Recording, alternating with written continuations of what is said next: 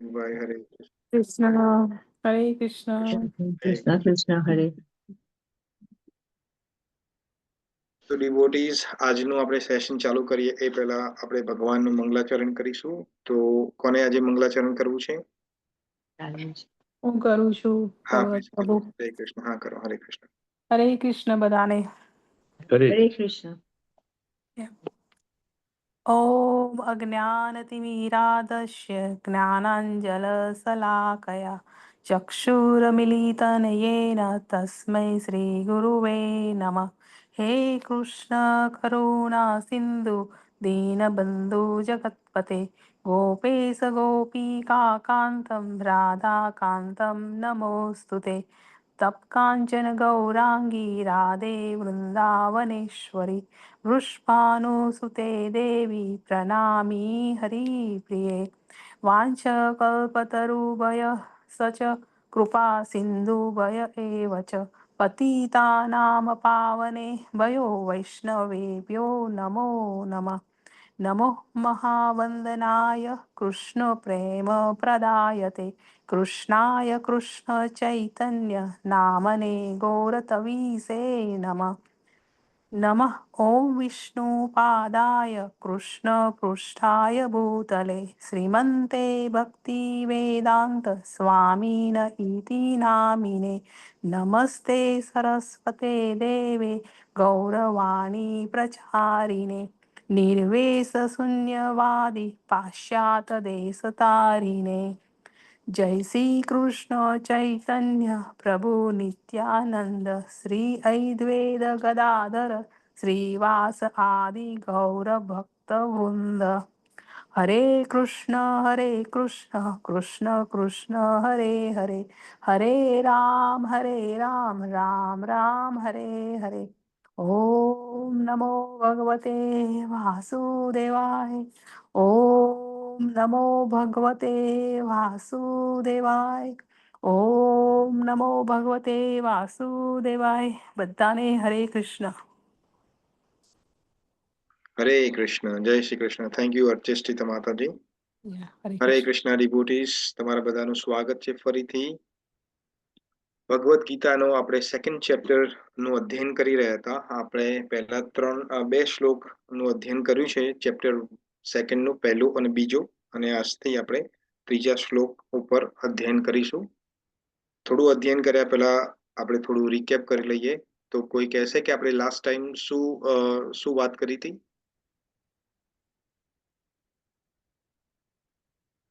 કોઈને યાદ છે આપણે શું વાત કરી હતી લાસ્ટ ટાઈમ?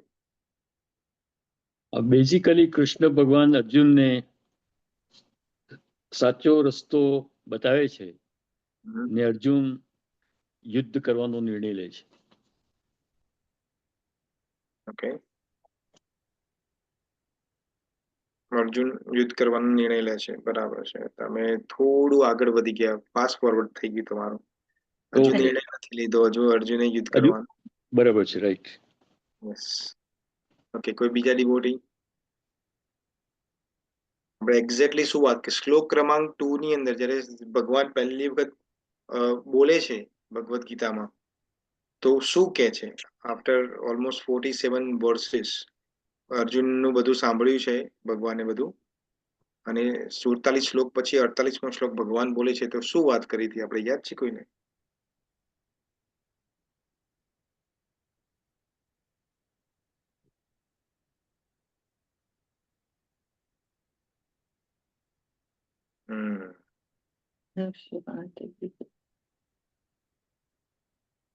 કોઈ પ્રોબ્લેમ નથી. તો આપણે જોયું કે ચેપ્ટર પહેલું ચેપ્ટર હતું, એ ચેપ્ટરની અંદર જ્યારે એન્ડ થાય છે ત્યારે સંજય શું કહે છે? તો સંજય કહે છે કે એવ મુક્ત્વા અર્જુન સંખ્યે રથોપસ્ય ઉપાવિશત વિસૃજ્ય શરરમ ચાપમ શોક સંવિઘ્ન માનસઃ. તો અહીંયા શું કહે છે સંજય એવું કહે છે કે રણ મેદાનમાં આ પ્રમાણે જ્યારે અર્જુને ઘણી બધી દલીલો આપી, તો પોતાના ધનુષ વૃષસમ સરરમ ચાપમ, પોતાનું ધનુષ અને બાણ મૂકી દીધા, અને શોક સંલિપ્ત થઈ ગયો, મનમાં બહુ બધું શોક એનામાં આવી ગયો કે હું હવે કઈથી યુદ્ધ કરું, એમ કરીને એને રથના પાછલા ભાગમાં જઈને બેસી જાય છે. તો આ એન્ડ ઓફ ચેપ્ટર 1 હતું. એ 46મો શ્લોક હતો. અને ચેપ્ટર સેકન્ડનો એટલે જ્યારે સેકન્ડ ચેપ્ટર ચાલુ થાય છે ત્યારે સંજય જ ઉવાચ કરે છે. સંજય જ બોલે છે, કન્ટિન્યુ બોલે છે. સંજય શું બોલે છે? તો કે છે સંજય, તમ તમ તથા કૃપયા વિષ્ઠમ અશ્રુ. આપણે વાત કરી હતી કે તમ કૃપયા વિષ્ટમની આગળ આપણે કૃપયાની આગળ આપણે ચર્ચા કરેલી છે કે આ શબ્દ પહેલા ક્યાં આવેલો છે. જ્યારે બધું જોવે છે અર્જુન પોતાના પરિવારજનોને, ત્યારે એને હૃદયમાં કૃપયા કે કરુણતાના ભાવ આવી જાય છે. તો અહીંયા પણ સંજય એ જ કહે છે કે તમ તથા કૃપયા વિષ્ટમ અશ્રુ આકુલમ ઈક્ષુણનમ. એટલે પોતાના નેત્રો અર્જુનના જોઈને અશ્રુપૂર્ણ આકુલમ, આંસુથી ભરાયેલા છે. કોના નેત્રો? અર્જુનના. વિષિદંત ઇદમ. શું કે છે અહીંયા? વિષિદંતમ. વિષિદંતમ એટલે શોકયુક્ત. આ શોકયુક્ત જોઈને શું થાય છે? વાક્ય ઉવાચ મધુસૂદન. મધુસૂદન એટલે ભગવાન શ્રી કૃષ્ણ હવે બોલવાનું ચાલુ કરે છે. ભગવાન શ્રી કૃષ્ણ પહેલો શ્લોક જે બોલે છે ભગવદ્ ગીતામાં, એ કયો શ્લોક છે? કે આપણે વાત કરી હતી લાસ્ટ ટાઈમ કે કુતસ્વા કશમલમિદમ વિશ્મે સમુપસ્થિતમ અનાર્ય જુષ્ટમ સ્વર્ગમ અકીર્તિકરમ અર્જુન. કુતસ્વા એટલે ક્યાંથી, આ ક્યાંથી આવ્યા છે? કશમલમિદમ. કશમલમિદમ એટલે મલિનતા. આ તારામાં મલિનતા કઈ છે? આ કરુણતા. તને લાગે છે કરુણતાના ભાવ છે, પણ એ ક્યાંથી આવે છે? કેમ? કારણ કે વિશ્મે સમુપસ્થિતમ. સમુપસ્થિતમ એટલે આ સંકટના સમયમાં જે બધા આવી પડ્યા છે, સામે જે બધા યુદ્ધ કરવા માટે આવી પડે છે, ત્યારે તને કરુણતાના ભાવ ક્યાંથી આવે છે અર્જુન? પછી આગળ શું કે છે? અનાર્ય જુષ્ટમ અસ્વર્ગીય અકીર્તિકરમ અર્જુન. અનાર્ય. અનાર્યનો મતલબ શું થાય? જે જરૂરી નથી. આજે તારું આચરણ જે અનાર્યનો મતલબ છે કે જે જીવનનું આજે આચરણ જે છે, મોટા મોટા જે મહાન પુરુષો જે આચરણ કરે છે એવું આચરણ નથી તારું. અનાર્ય જુષ્ટમ. અનાર્ય જુષ્ટમ એટલે આચરેલું. અસ્વર્ગીય અકીર્તિકરમ અર્જુન. અસ્વર્ગીય એટલે ઉચ્ચના લોકોમાં જનારું પણ નથી અને તારી કીર્તિનો નાશ પણ કરી દેશે. આપણે બહુ ડિટેલમાં વાત કરી હતી લાસ્ટ ટાઈમ કે અસ્વર્ગીય નો મતલબ શું થાય, એનો આપણે આગળ વાત કરી હતી કે તો આપણે હવે આગળની ચર્ચા આપણે આગળ વધારીશું. તો સો ફાર બધાને યાદ આવી ગયું કે આપણે શું વાત કરી હતી લાસ્ટ ટાઈમ? અસર્ગ એટલે કે અસર્ગ એટલે કે તારું કલ્યાણ નહીં થાય, તારું કલ્યાણ નથી આ બધામાં. હા, રાઈટ. તારું કલ્યાણ નથી, એને ચલું સ્વર્ગમાં જવું નથી. આમ આપણે એમ લાગે કે અહીંયા તો ભગવાન કૃષ્ણ સ્વર્ગ નરકની વાતો કરે છે, પણ સ્વર્ગ નરકની વાત નથી. અહીંયા વાત કઈ છે? તારું કલ્યાણ નથી. કારણ કે અર્જુનને સ્વર્ગમાં જવું કોઈ મોટી વાત નથી. આપણે વાત કરી હતી કે એના ફાધર જે છે એ જ ઇન્દ્ર છે, અને સ્વર્ગમાં તો ઓલરેડી અર્જુન જઈને આવ્યો છે ઇન્દ્ર બધા દિવ્યાસ્ત્ર લઈને. તો એટલે તો જોયું છે સ્વર્ગ કેવું છે. પણ ભગવાન અહીંયા તાત્પર્ય શું છે કે તારું કલ્યાણ નથી એમાં. તો હવે આપણે આપણું સેશન વધારીએ. તો ચેપ્ટર 3, સોરી, શ્લોક ક્રમાંક 3. એક સેકન્ડ. એક સેકન્ડ.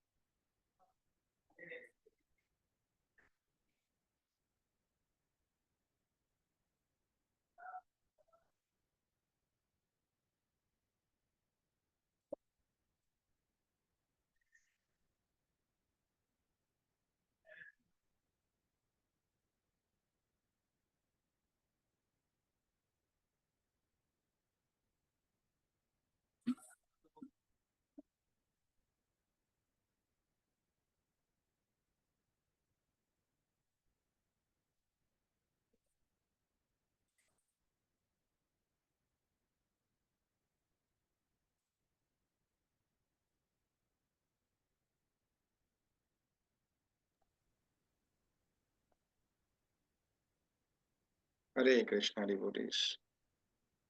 ઓકે, તો તમારા સ્ક્રીન ઉપર જો તમારે ભગવદ્ ગીતા નથી ગુજરાતીમાં તો તમારા સ્ક્રીન ઉપર ભગવદ્ ગીતા છે, મેં તમને શેર કરી છે.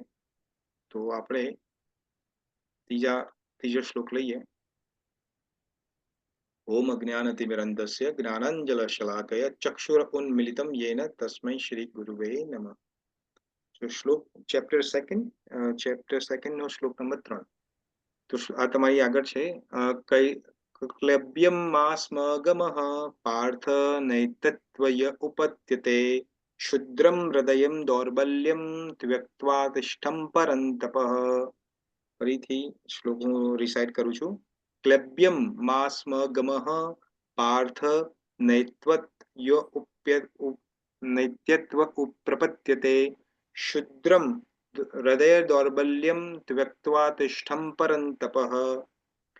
અનુવાદ છે, હે પાર્થ પુત્ર, આવા હીન નાબરદાઈને તાબે ન થઈશ. તને તે શોભતી નથી. હે શત્રુનું દમન કરનાર, હૃદયની આવી શુદ્ધ દુર્બળતાનો ત્યાગ કર અને ઊભો થા. હવે કોઈને ભાવાર્થ વાંચવું હોય તો વાંચી શકે છે અને પછી આપણે એના પર ડિસ્કશન કરીએ છીએ. હરે કૃષ્ણ. હરે કૃષ્ણ. હું વાંચું? હા, વાંચો. હરે કૃષ્ણ. હરે કૃષ્ણ. અર્જુનને પૃથાના પુત્ર તરીકે સંબોધવામાં આવ્યો છે. પૃથા કૃષ્ણના પિતા વસુદેવજીના બહેન હતા. તેથી અર્જુનને કૃષ્ણ સાથે લોહીની સગાઈ હતી. જો ક્ષત્રિયનો પુત્ર લડવાનો ન બને એટલે પીછેહઠ કરે તો તે નામ માત્રનો ક્ષત્રિય છે, અને જો બ્રાહ્મણનો પુત્ર અપવિત્ર કાર્ય કરે તો તે પણ નામ માત્રનો બ્રાહ્મણ છે. આવા ક્ષત્રિયો તથા બ્રાહ્મણો તેમના પિતાના કુપુત્ર હોય છે. તેથી કૃષ્ણ ઈચ્છતા ન હતા કે અર્જુન એક ક્ષત્રિયનો અયોગ્ય પુત્ર બને. અર્જુન કૃષ્ણનો અત્યંત ઘાત મિત્ર હતો અને કૃષ્ણ તેને રથ પર પ્રત્યક્ષ રીતે માર્ગદર્શન આપી રહ્યા હતા. પરંતુ આ બધા જમા પાસા હોવા છતાં જો અર્જુન યુદ્ધનો પરિત્યાગ કરે તો તે અત્યંત અપકીર્તિકર કાર્ય કરશે. માટે કૃષ્ણએ કહ્યું હતું કે અર્જુનમાં આવી વૃત્તિ તેના વ્યક્તિત્વ માટે શોભાસ્પદ નથી. અર્જુને કદાચ દલીલ કરી હોત કે તે પરમ પૂજ્ય ભીષ્મ તથા સ્વજનો પ્રત્યેના ઉદાર દ્રષ્ટિકોણને કારણે યુદ્ધ ક્ષેત્ર છોડવાનો હતો. પરંતુ કૃષ્ણ આવી ઉદારતાને કેવળ હૃદયની દુર્બળતા જ માને છે. આવી મિથ્યા ઉદારતાને કોઈ શાસ્ત્ર માન્યતા આપતું નથી. માટે કૃષ્ણના પ્રત્યક્ષ માર્ગદર્શન હેઠળ રહેલા અર્જુન જેવા પુરુષે આવી ઉદારતા અથવા કહેવાતી અહિંસાનો પરિત્યાગ કરવો જોઈએ.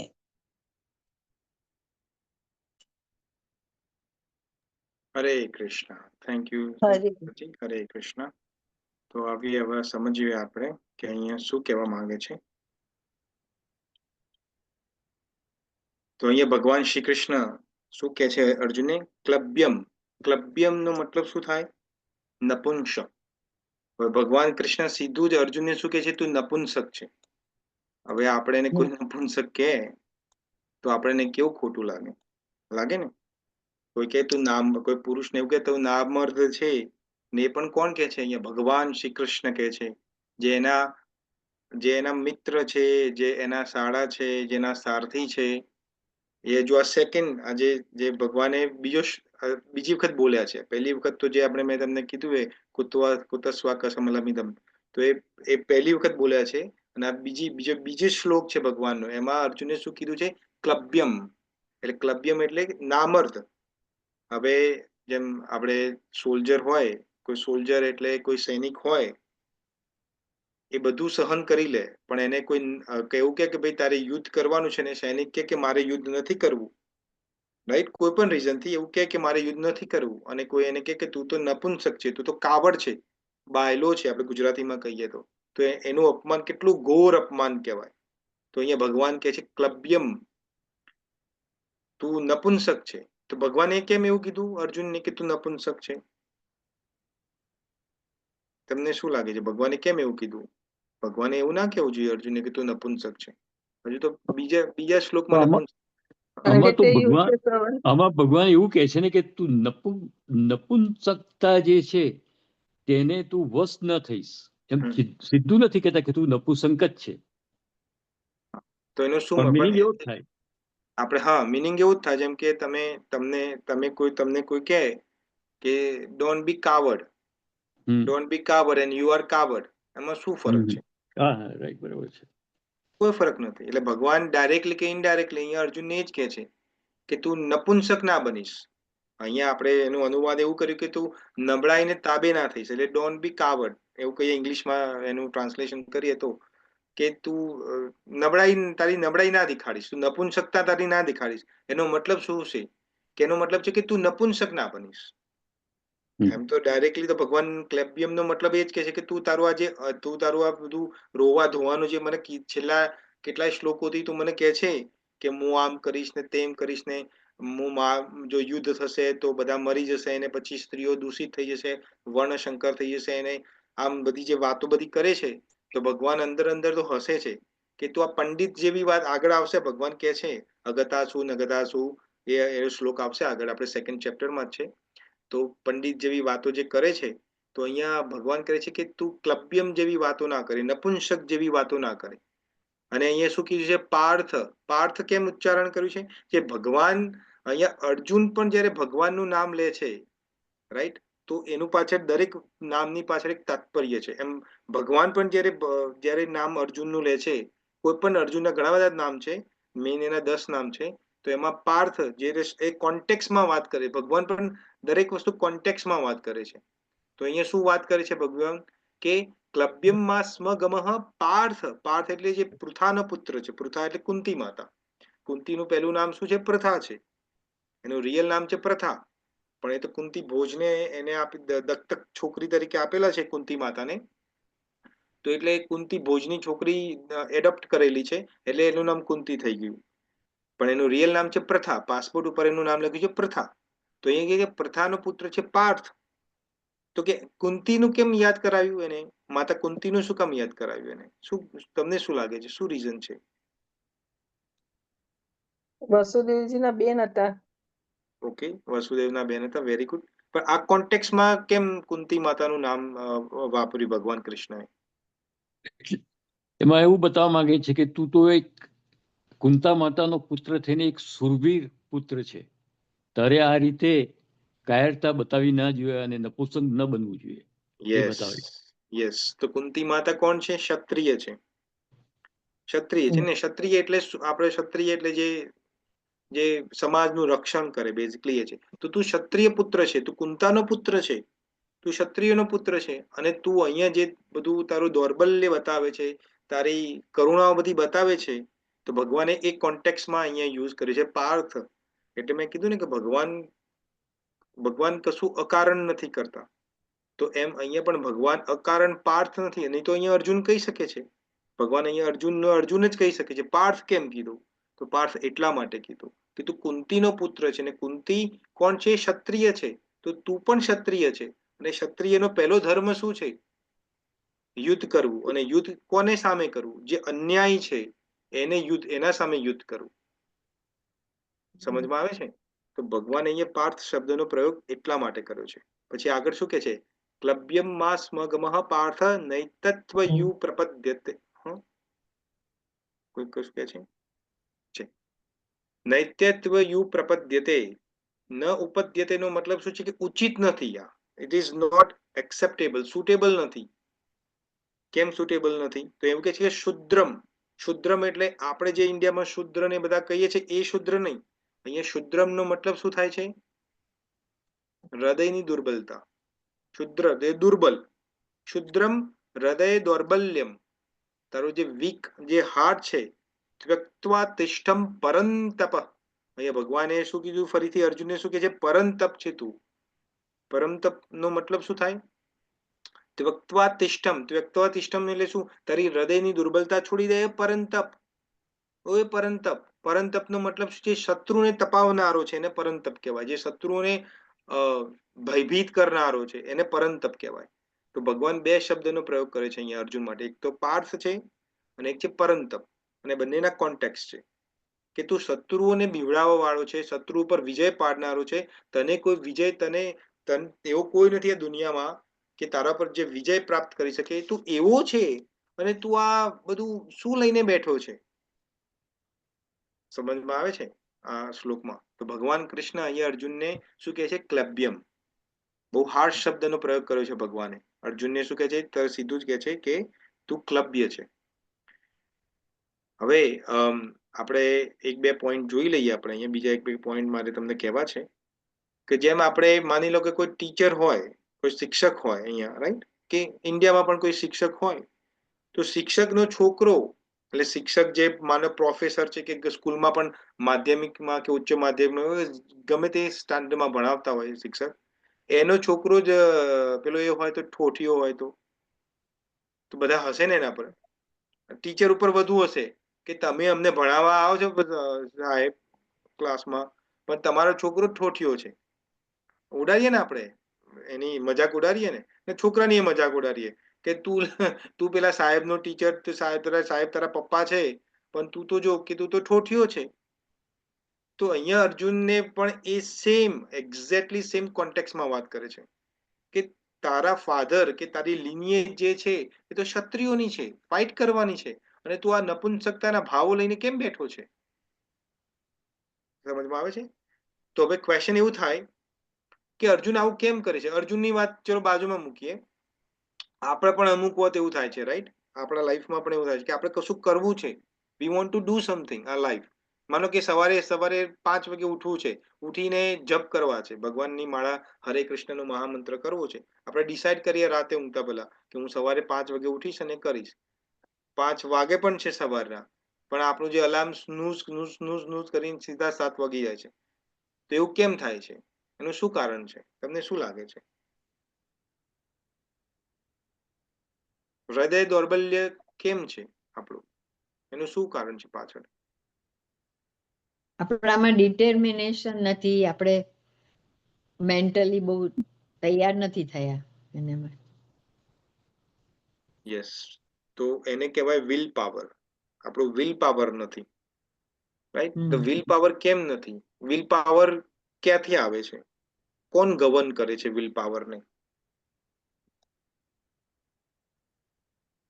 આપણા શરીરની બોડીની અંદર જે અંગો જે છે કે આપણી 11 ઇન્દ્રિયો છે, એમાંથી કયો એવું ઇન્દ્રિય છે જે વિલ પાવરને ગવર્ન કરે છે? મન. મન. આપણું મન જ. એક્ઝેક્ટલી રાઈટ, મન. મન. મનને કોણ ગવર્ન કરે છે? મનનો માલિક કોણ છે? બુદ્ધિ. બુદ્ધિ. યસ. તો એનો બેઝિકલી મતલબ છે કે આપણી બુદ્ધિ જે છે એ શુદ્ધ નથી. જ્યારે બુદ્ધિ શુદ્ધ ના હોય તો મન કેવું છે? એ બધી ઇન્દ્રિયો સુખ પ્રાપ્તિ કરવા માંગે છે. મનનો મતલબ જ છે કે ઇન્દ્રિય સુખ પ્રાપ્તિ કરવી. એને જ્યાં સારું લાગે, માની લો કે તમને ગળું ખાવાનું ભાવતું હોય, રાઈટ? તમને હવે ડોક્ટરે કીધું કે ભાઈ બોર્ડર લાઈન કોલેસ્ટ્રોલ તમારું બોર્ડર લાઈન ઉપર આવી ગયું છે, હવે તમારું ડાયાબિટીસ. હવે તમે વધુ ગળું ખા કરશો તો ડાયાબિટીસ થઈ જશે. તમને ખબર છે, આ તમને ખબર છે, તમારી બુદ્ધિને ખબર છે, પણ બીકોઝ મનને ગળું ખાવું ગમે છે એટલે ચોરી રાત્રે ઊભા થઈને કોઈ ગળું બનાવ્યું હોય, ગુલાબ જામુન પડ્યા હોય કે બીજું આપણે ફ્રીજ ખોલીને કે એક ગુલાબ જામુનમાં શું થવાનું છે, રાઈટ? એક ગુલાબ જામુનમાં શું થવાનું છે, એમ કરીને ખાઈ લઈએ છીએ આપણે. તો એ દૌર્બલ્ય, જે હૃદય દૌર્બલ્ય છે, એ કોના કારણે છે? બુદ્ધિના કારણે છે. બુદ્ધિના કારણે. કે બુદ્ધિ તમને બધા તમને ઓપ્શન્સ આપે છે કે એક ખાવાથી શું થવાનું છે, ચિંતા ના, ખાઈ લે. એક ખાવાથી કશું ના, તો રોજ ગુલાબ જામુન ખાઈએ ને તો ડાયાબિટીસ થાય. ડોક્ટર તો બધા કહેતા રહે. તમને એવું થાય ને આપણને. તો કહેવાનો મતલબ અહીંયા શું છે કે બુદ્ધિ જેની શુદ્ધ છે એનું બધું શુદ્ધ છે, જેની બુદ્ધિ શુદ્ધ નથી એનું બધું અશુદ્ધ છે. તો કારણ કે આપણે કોઈ પણ એક્ટિવિટી આપણા લાઈફમાં કરીએ છીએ તો આપણે બુદ્ધિથી જ કરીએ. તમે તમારા લાઈફમાં જોજો, કોઈ પણ નિર્ણયો લઈએ છીએ આપણા લાઈફ, હા, કોઈ કોઈ પણ લાઈફમાં નિર્ણયો લેતા હશું તે આપણા બુદ્ધિ રૂપી લે, આપણે જે વિવેક, જે આપણા અનુભવ જે થયેલા છે એ બુદ્ધિ રૂપી લઈએ છીએ. તો એનો કહેવાનો મતલબ શું છે કે બુદ્ધિને શુદ્ધ રાખવાની છે. અને એટલા માટે જ આપણે આ બધું જેટલું કરીએ છીએ, કૃષ્ણ કથા સાંભળીએ છીએ, ભગવદ્ ગીતા સમજીએ છીએ, કે ભગવદ્ ગીતાનું રિસાઇટેશન કરીએ છીએ, કે જપ કરીએ છીએ, કે જે પણ કરીએ છીએ, આપણે ભક્તિ કરીએ છીએ, એ કેમ કરીએ છીએ? બુદ્ધિને શુદ્ધ કરવા માટે. તમારી બુદ્ધિ એકવાર શુદ્ધ થઈ જશે તો મન તો આવું જ છે. તમારું મન તો ઉપર નીચે, ભગવાન આગળ સેકન્ડ ચેપ્ટરમાં જ વાત કરશે, આગળના શ્લોકોમાં આવશે, આપણે ડિટેલમાં વાત કરીશું. બુદ્ધિની ને મનની બધી વાતો છે, ભગવાન કહે છે આગળ. પણ તમને સમજાવું છું અહીંયા બહુ ટૂંકમાં, કે બુદ્ધિ છે કારણ, બધાનું કારણ છે બુદ્ધિ. તો આગળના શ્લોક બીજા ચેપ્ટરના આઈ થિંક મને યાદ છે તો 40મા શ્લોકમાં તો નેહામાં વિક્રમો નાસ્તોસ્તિ છે. આગળના શ્લોકમાં છે ભોગે ઐશ્વર્ય પ્રસક્ત નામ. હા, ભોગે, આ સેકન્ડ ચેપ્ટરનો જ શ્લોક છે. ભોગે ઐશ્વર્ય પ્રસક્ત નામ તયા પ્રહત ચેતસામ વ્યવસાયિત્મિકા બુદ્ધિ તમાતો સમાધો ન વિદ્યતે. એનો શું કે વ્યવસાયિત્મિકા બુદ્ધિ. ભગવાન ઘણી બધી બુદ્ધિને ઘણી બધી ટાઈપની કે છે. એક વ્યભિચારિણી બુદ્ધિ ભગવાન વાત કરશે, આગળ વાત કરશે વ્યભિચારિણી બુદ્ધિ. અને અહીંયા શું કે છે? વ્યવસાયિત્મિકા બુદ્ધિ. આપણે જયારે શ્લોક આવશે ત્યારે બીજા ચેપ્ટરનો શ્લોક છે, આપણે વાત ડિસ્કશન કરીશું. ભોગે ઐશ્વર્ય પ્રસક્ત નામ તયા પ્રહત ચેતસામ. એનો શું મતલબ છે? કે તમારું મન જે છે એ ભોગોમાં જ લાગેલું છે. ભોગે ઐશ્વર્ય પ્રસન્ન તયા પ્રહત ચેતસામ વ્યવસાયિત્મિકા બુદ્ધિ સમાધો ન વિદ્યતે. જેની બુદ્ધિ શુદ્ધ નથી એ ભગવાનની ભક્તિ કરી શકવાનો નથી કદી. તો તમારી ભગવાનની ભક્તિ કે બીજું કયું તમારે કોઈ પણ વસ્તુ કરવી હોય, સ્પેશિયલી સારી વસ્તુ, ખરાબ વસ્તુ તો મન ઓલવેઝ એની અંદર હોય જ છે. એમાં તો તમારી બુદ્ધિ તમારું યોર ડેવિલ્સ એડવોકેટ બની જાય છે. તમારી બુદ્ધિ તમને બહુ બધા ઘણી ઘુમાઈ દે છે. જેમ તમને એમને એક્ઝામ્પલ આપ્યું ગુલાબ જાંબુનું, તો એ તમને ઘુમાઈ દે કે એક ખાવાથી શું થાય છે, ખાઈ લે ને. તો એમ ખરાબ વસ્તુમાં તો બુદ્ધિ ઓલવેઝ લાગેલી જ હોય છે અને મનને સપોર્ટ કરે છે. પણ જ્યારે મન ડિસાઈડ કરે છે કે મારે ભક્તિ કરવી છે, મારે ભગવદ્ ગીતાના ક્લાસ સાંભળવા છે, તો બુદ્ધિ કહે છે કે હજુ તો બહુ ઇન્ટ્રોડક્શન જ ચાલે છે, હજુ તો કેમ મેન ચેપ્ટરો હજુ ચાલુ નથી થયા, હજુ તો મેન ચેપ્ટરો ચાલુ થાય પછી સાંભળજે ને, અત્યારે ટીવી જોઈ લે. થાય ને એવું, રાઈટ? તો કહેવાનો મતલબ છે કે બુદ્ધિ શુદ્ધ કરવાની છે. તો અહીંયા ભગવાન પણ કૃષ્ણ ભગવાન અહીંયા એ જ કહે છે અર્જુનને, તું તારું હૃદય દોર્બલ કેમ એવું કે છે? જો એક ટેકનિકલ વસ્તુ સમજો તમે. આ મન જે છે, મનની આ આત્મા જે છે એ ક્યાં રહેલો છે? આત્મા, અહીંયા ભગવદ્ ગીતામાં આગળનો શ્લોક આવશે ત્યાં ભગવાન કૃષ્ણ કહે છે કે આપણી આત્મા છે એ મનમાં રહેલી છે. મનના હૃદયના ભાગમાં રહેલી છે. હૃદયમાં. અને જ્યાં આત્મા રહેલી છે ત્યાં કોણ રહેલું છે? પરમાત્મા રહેલો છે, સુપર સોલ, જેને આપણે કહીએ સુપર સોલ. તો આત્મા અને પરમાત્મા બંને હૃદયના ભાગમાં રહેલા છે. અને હૃદયમાં ત્રીજું શું રહેલું છે? મન.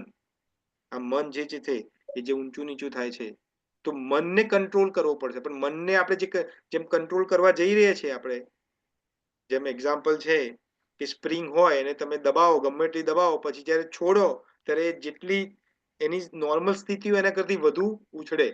તો આપણે નોર્મલી આપણે બધા શું કરીએ છીએ?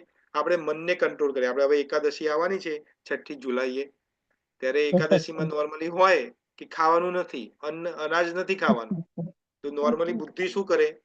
બુદ્ધિ પછી તમને ઓપ્શનો ખોડે બધા, કે ચલો અનાજ નથી ખાવાનું, મોરૈયું તો ખાઈ શકાય ને, પછી મોરૈયું બટાકાનું શાક પણ આવે એની સાથે સાથે, પછી રાજગરાનો શીરો પણ આવે, હા, પછી પેલી રાજગરાની કઢી પણ આવે.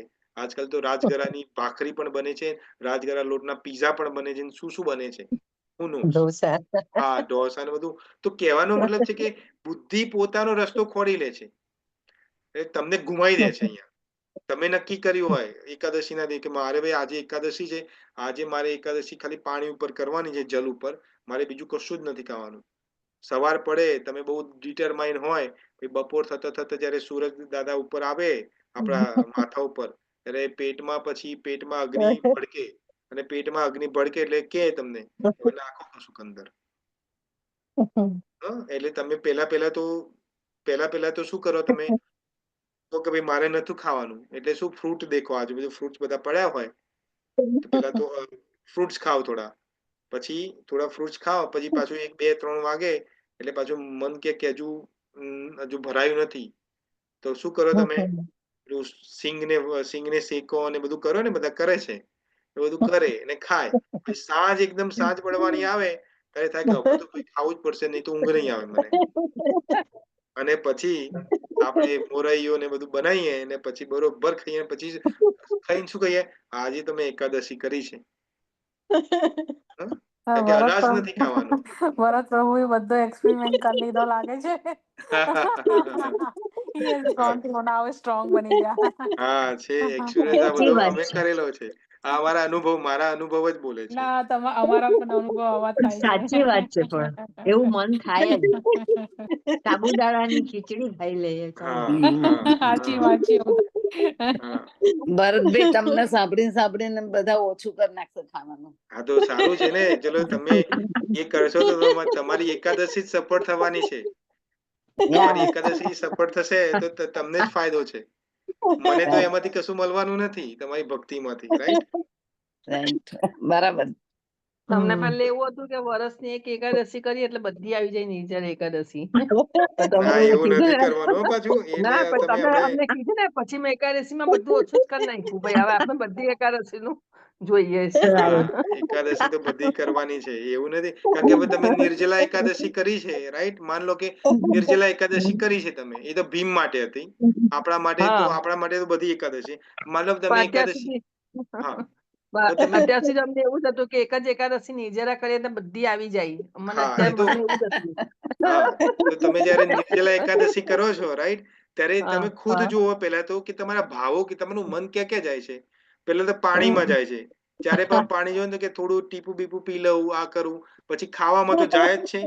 તો એનો મતલબ કે તમારી જે ઇન્દ્રિયો છે એ એકચ્યુઅલી ભગવાનમાં નથી લાગી, એ લાગી છે તમારી શું, ખાવામાં, કે પાણી પીવામાં. એટલે તમારી જે એકાદશીનું એ જે કરો છો એ પણ કોઈ પરફેક્ટ એકાદશી નથી, રાઈટ? એક તો મિશ્રિત એકાદશી કરી છે. તો એ એકાદશીનું ફળ તમે એ રીતે વિચારો કે મેં એકાદશી કરી એટલે મારી જે બીજી 24 એકાદશીઓ કે જે 26 એકાદશી વર્ષમાં આવે છે એ બધી મારી થઈ ગઈ. તો એ તો તમે એક તો કર્યો ખોટનો ધંધો. ખોટનો ધંધો કર્યો ને એમાંય જે તમને જે પૈસા મળ્યા, જે તમને આપ્યો પૈસા મળ્યા, એ કાઉન્ટરફીટ પૈસા છે, નકલી પૈસા. એવું થઈ ગયું આ તો. તમારું વસ્તુ પણ ગઈ અને પૈસા પણ એ ગયા, કારણ કે ખોટનો ધંધો કર્યો છે. એટલે એવું છે. એટલે કહેવાનો મતલબ શું છે? બુદ્ધિ. આ બુદ્ધિ છે એ બધાની જનની છે. આ બધું મન તો બધું બાજુમાં છે. મન તો હેરાન, એનું મનને બનાવ્યું છે હેરાન કરવા માટે. આ જે વાંદરું હોય તો વાંદરું ગુલાટ મારવાનું જ છે, એ તો ઉપર નીચે કરવાનું જ છે. મન પણ જે ચંચળ વાંદરુંને જે કંટ્રોલ કરનારું છે બુદ્ધિ છે, એને પકડવાની છે. તો ફરીથી આપણે આ શ્લોકને સમરાઈઝ કરીએ. તો સમરાઈઝ કરવામાં અહીંયા ભગવાન શું કહે છે કે અહીંયા અર્જુનની ઇનર સ્ટ્રેન્થની વાત કરે છે અને સેલ્ફ અવેરનેસની વાત કરે છે ભગવાન કૃષ્ણ. અને જે ભગવાન કૃષ્ણ શું કહે છે કે તારું પોતાનું કર્તવ્ય સમજ. એઝ એ જેમ કે આપણે બધા ક્ષત્રિયો નથી, આપણે તો શુદ્ર જ કહેવાય એક રીતે. આપણે તો સેવા જ કરીએ છીએ, તો શુદ્ર જ કહેવાય. તો આપણી જે ડ્યુટી છે એ શું છે? સેવા કરવાની, રાઈટ? તો આપણી સેવા કરવાની ડ્યુટી છે, એમ અર્જુનની ડ્યુટી છે શું છે? ફાઇટ કરવાની. બાકી એ ક્ષત્રિય છે. તો ભગવાન કે તું તારી ડ્યુટી, હવે આગળના શ્લોકમાં આવશે, હમણાં આપણે ડિસ્કસ કરીશું. હમણાં આ ત્રીજો શ્લોક છે ને, હમણાં 5મા શ્લોકમાં જ આવશે આગળ, એ હું તમને સમજાવીશ કે ત્યાં ભગવાન શું કહેવા માંગે છે. પણ હવે અહીંયા કોઈનો ક્વેશ્ચન હોય તો તમે કરી શકો છો. છે કોઈનો ક્વેશ્ચન?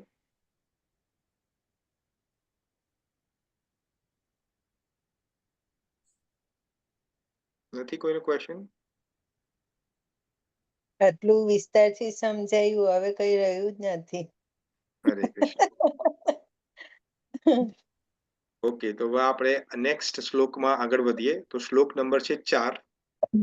તમારા સ્ક્રીન ઉપર દેખાય છે. હવે અહીંયાથી 2 જ શ્લોક ભગવાન બોલ્યા છે ને અર્જુન હવે આ ત્રીજા શ્લોકમાં ફરીથી બોલવાનું ચાલુ કરે છે. તો અહીંયા આ શ્લોક તમારા આગળ છે, આપણે જોઈએ. તો અર્જુન ઉવાચ, શ્રીલ પ્રભુપાદ કી જય. અર્જુન ઉવાચ, કથમ વિશ્વ અહમ સંખ્યે દ્રોણમ ચ મધુસૂદન ઈશુભી પ્રતિયોત્સ્યામી પૂજા અર્હ્યો અરિસૂદન. ફરીથી, કથમ વિશ્વ અહમ સંખ્યે દ્રોણમ ચ મધુસૂદન ઈશુભિઃ પ્રતિયોત્સ્યામિ પૂજા અર્હો હરિસૂદન. હવે કોઈને રિસાઇટ કરવો હોય શ્લોક તો કરી શકો છો. હરે કૃષ્ણ. કરું જય શ્રી કૃષ્ણ. એક પછી એક કરો. કૃષ્ણ, નો પ્રોબ્લેમ. હું બોલું. તમે કલ્પનાબેન પેલા તમે કરો. અર્જુન ઉવાચ કથમ ભીષ્મમહં સંખ્યે દ્રોણં ચ મધુસૂદન ઈશુભી પ્રતિયોત્સ્યામિ પૂજાર્હા વરિસૂદન. હરે કૃષ્ણ. હવે બીજા કોને કરવું છે? હું બોલું. હવે હું કરું. ચલો. હા, અર્પિતા માતાજી તમે કરો.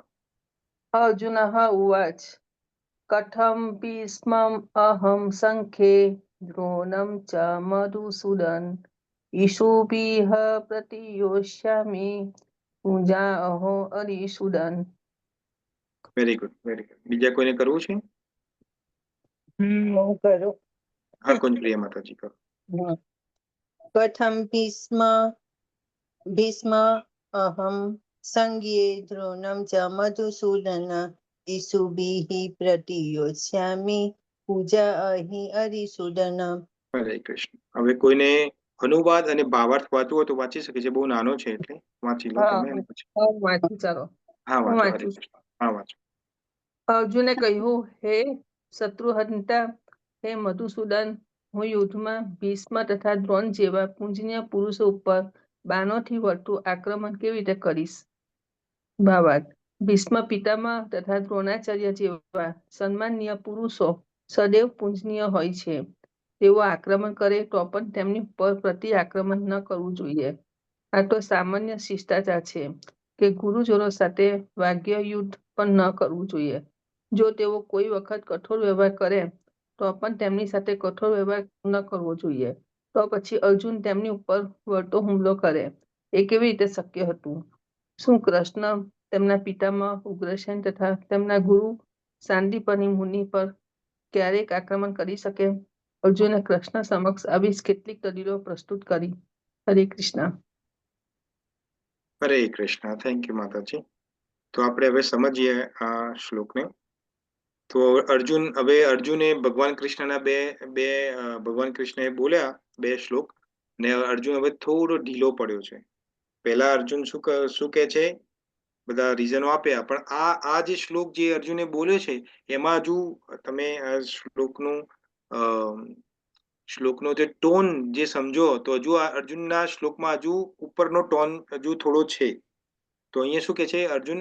કથમ ભીષ્મ અહમ સંખ્યે દ્રોણમ ચ મધુસૂદન. ભગવાન કૃષ્ણ, જો અહીંયા ભગવાન કૃષ્ણનું નામ આવ્યું છે મધુસૂદન. આપણે લાસ્ટ ટાઈમ પણ વાત કરી હતી, પણ આપણે ફરીથી આપણે ડિસ્કસ કરીશું કે મધુસૂદન કેમ કહેવાય છે. તો અહીંયા શું કહે છે કે કથમ એટલે કેવું. ભીષ્મ અહમ એટલે ભીષ્મ પિતામહ. સંખ્યે દ્રોણમ ચ મધુસૂદન. સંખ્યે એટલે શું? સંખ્યે એટલે અહીંયા સંખ્યા એટલે આ ભૂમિમાં, આ રણભૂમિ. તો આ રણભૂમિમાં કોણ કોણ છે? એક તો ભીષ્મ પિતામહ છે અને બીજું કોણ છે? દ્રોણ છે. દ્રોણમ ચ મધુ. ચ એટલે ઓલ્સો, એટલે કે આ રણભૂમિની અંદર ભીષ્મ પિતામહ પણ છે અને દ્રોણાચાર્ય છે મધુસૂદન. પછી શું કે ઈશુભી નો મતલબ છે બાણ. ઈશુભી નો બાણો માર.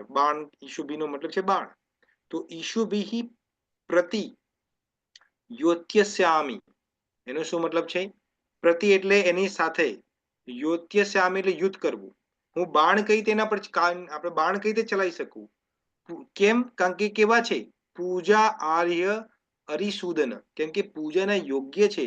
અરિસૂદન, ભગવાનને અહીંયા 2 નામ આપ્યા છે. 2 નામથી બોલાવે છે. કયું નામ છે? એક તો છે મધુસૂદન ને એક છે અરિસૂદન. તો આપણે અહીંયા સમજીએ. સમજમાં આવ્યું? અહીંયા અર્જુન શું કહેવા માંગે છે? અર્જુન કહે છે કથમ ભીષ્મ અહમ સંખ્યે દ્રોણ ચ મધુસૂદન. કે હે મધુસૂદન, આ રણભૂમિની અંદર ભીષ્મ પિતામહ પણ છે અને દ્રોણાચાર્ય પણ છે.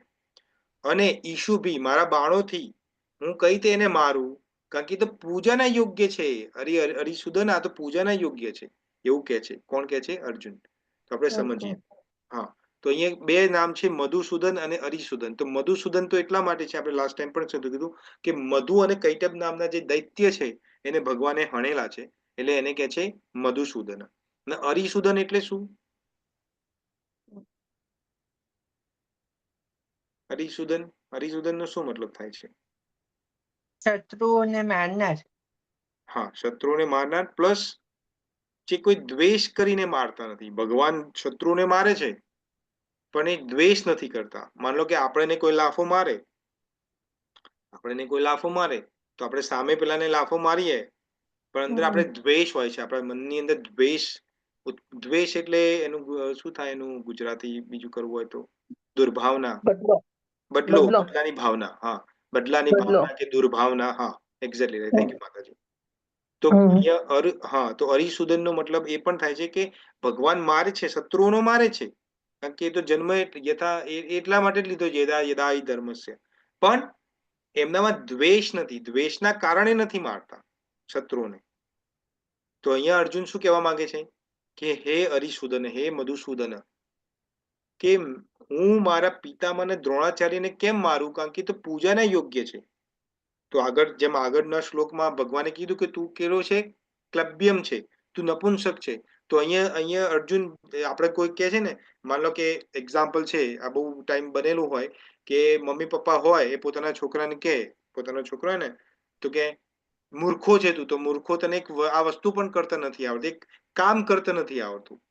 જેવું કે ને એટલે છોકરું શું કે કાઉન્ટર આર્ગ્યુમેન્ટ આપે. નોર્મલી થયેલું હશે, આપણે બધા જોડે એવું થયેલું હોય, રાઈટ? કે આપણે જયારે આપણા વડીલ કે તારામાં જરાય બુદ્ધિ નથી, આ તને એક કામ કરતા નથી આવડતું, એટલે પછી તમે કાઉન્ટર આર્ગ્યુમેન્ટ આપો કે મેં કેમ આ કામ બરોબર નથી કર્યું. જવાબ આપો ને, પ્રત્યુત્તર. તો અહીંયા અર્જુન પ્રત્યુત્તર આપે છે. શું ઉત્તર આપે છે? કે આ ભીષ્મ પિતામહ દ્રોણાચાર્યને હું કેમ મારું? કારણ કે તો પૂજાને યોગ્ય છે. કેમ પૂજાના યોગ્ય છે ભાઈ? કે ભીષ્મ પિતામહ પૂજાના યોગ્ય એટલા માટે છે કે ભાઈ તો એના ફાધરના પણ ફાધર છે, મીન્સ ફાધર, એના ફાધરના ફાધર જે છે એના પણ ભાઈ છે, એટલે તો પૂજા યોગ્ય જ છે. કારણ કે એમની એક તો એજ એટલી બધી છે, પ્લસ ઓફકોર્સ એમનામાં એટલું જ્ઞાન ને બધું છે, એટલે પૂજાના યોગ્ય છે. અને દ્રોણાચાર્ય છે એને પણ હું કઈ રીતે મારી શકું? કેમ? કારણ કે તો અમારા ગુરુ છે, એમને જ અમને બધું આ ધનુર્વિદ્યા અને શાસ્ત્રોનું જ્ઞાન ને બધું એમને જ આપ્યું છે એમને. તો બંને પૂજાના યોગ્ય છે. તો બંને પૂજાના યોગ્ય છે, તો હું કેવી રીતે મારું એને? અને અર્જુન શું કે છે અહીંયા? કે હું કાર નથી.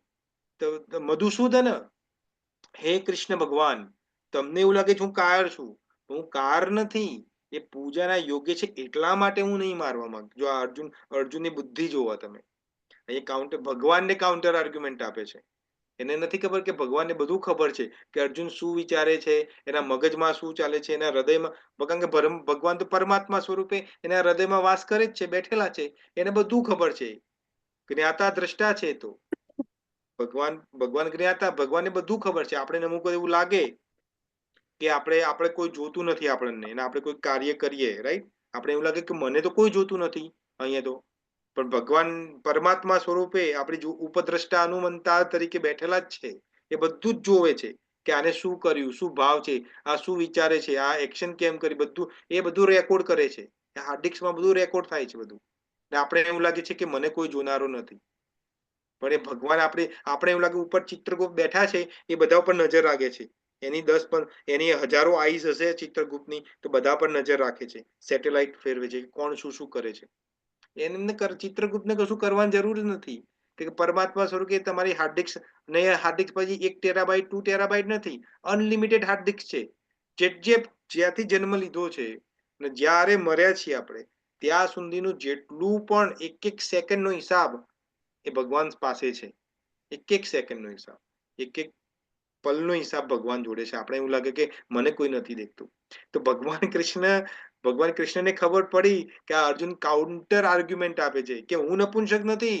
ભગવાન કૃષ્ણ, મધુસૂદન, એ હરિસૂદન, તમે મને નપુંસક કીધો, પણ હું તો પૂજાના યોગ્ય છે એટલા માટે હું એને યુદ્ધ નથી કરવા માંગતો, મારવા નથી માંગતો. ઈશુભિઃ પ્રતિ યોત્સ્યામિ પૂજાહો. ખબર પડી? કારણ કે એ મારા એલ્ડર છે, એ રિસ્પેક્ટેડ છે, રિસ્પેક્ટફુલ છે. તો મારે એમનું તો પેલું એ કરવા જોઈએ, એને પૂજા કરવી જોઈએ. એક બે થોડું ડિટેલમાં થોડું સમજીએ આપણે. તો નોર્મલી તમે કોઈ પણ પુરુષને પૂછે ને કે તમારી પત્ની કેવી જોઈએ છે, પૂછો તમે પુરુષને, તો કે મારે તો સીતા જેવી પત્ની જોઈએ છે. માતા સીતા કયા હતા ને, સીતા જેવી પત્ની જોઈએ છે. પણ એને કે ભાઈ તું શ્રી રામચંદ્ર છે કે હું તો નથી, પણ મારે તો પત્ની તો શ્રી માતા સીતા જેવી જોઈએ છે.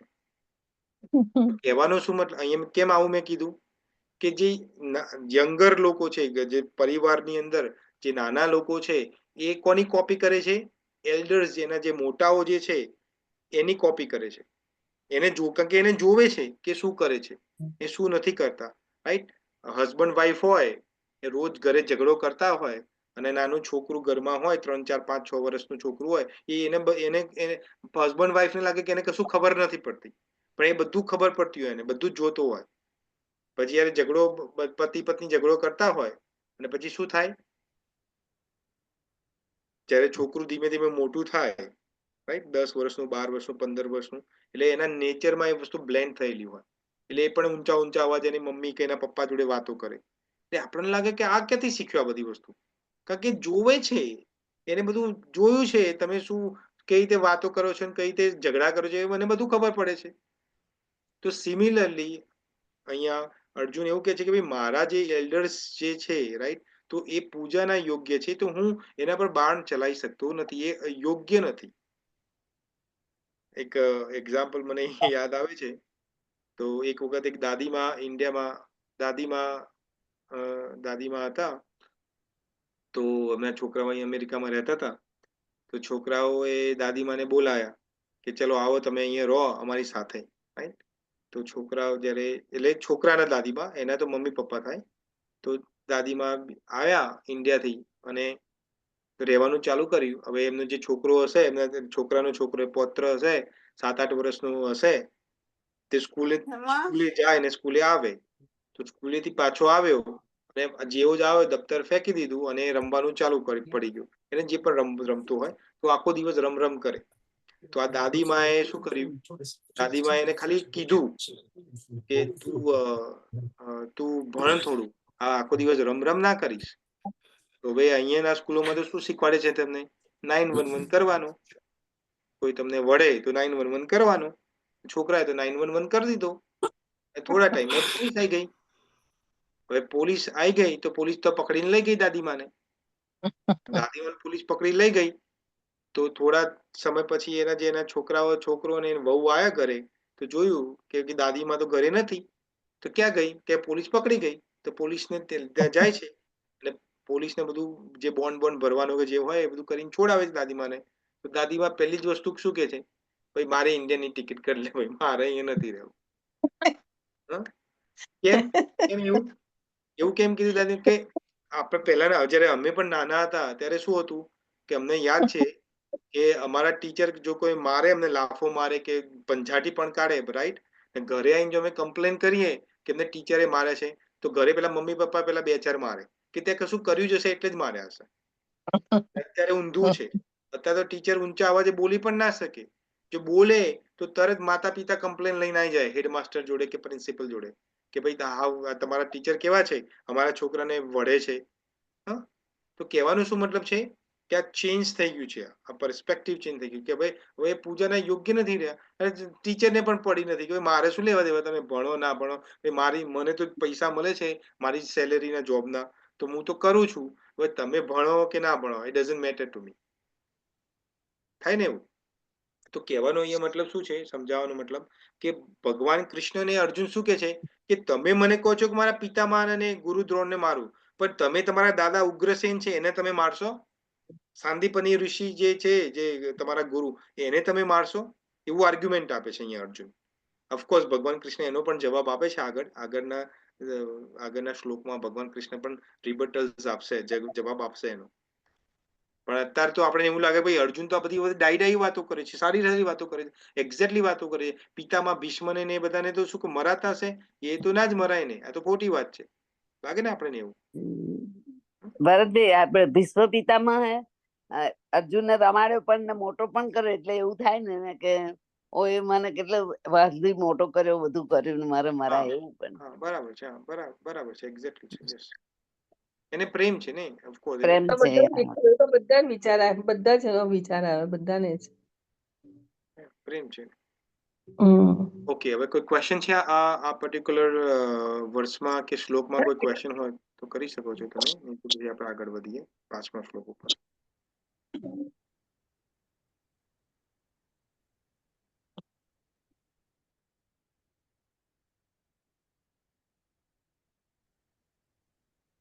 નથી?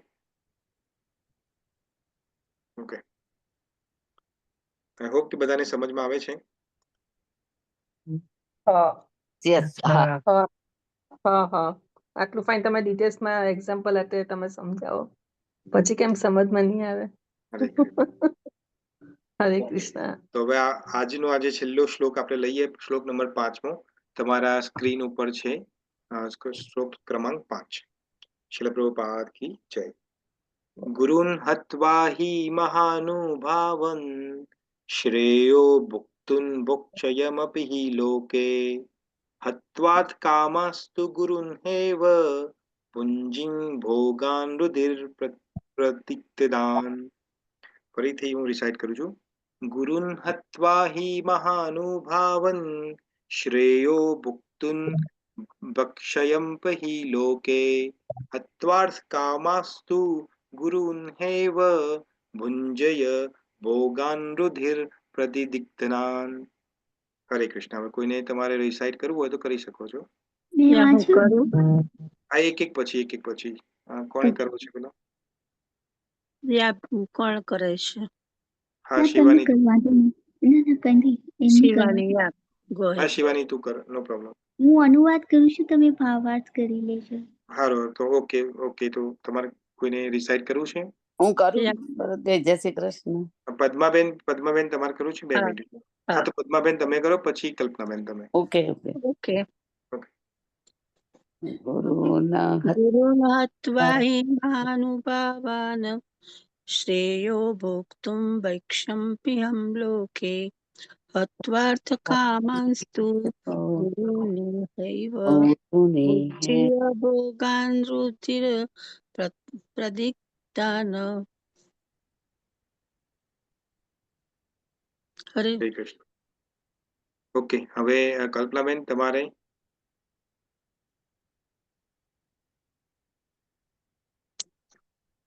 ગુરુના હત્વા હિ મહાનુભાવન શ્રેયો ભુક્તમ ભક્ષ્યમપીહ લોકે હત્વાત કામાસ્તુ ગુરુનૈહૈવ ભુજ્ય ભોગાન રુધિર પ્રદિક્તાન. હરે કૃષ્ણ. ઓકે, તો હવે શિવાની તારે અનુવાદ અને ભાવાર્થ વાંચવો તો વાંચી લે.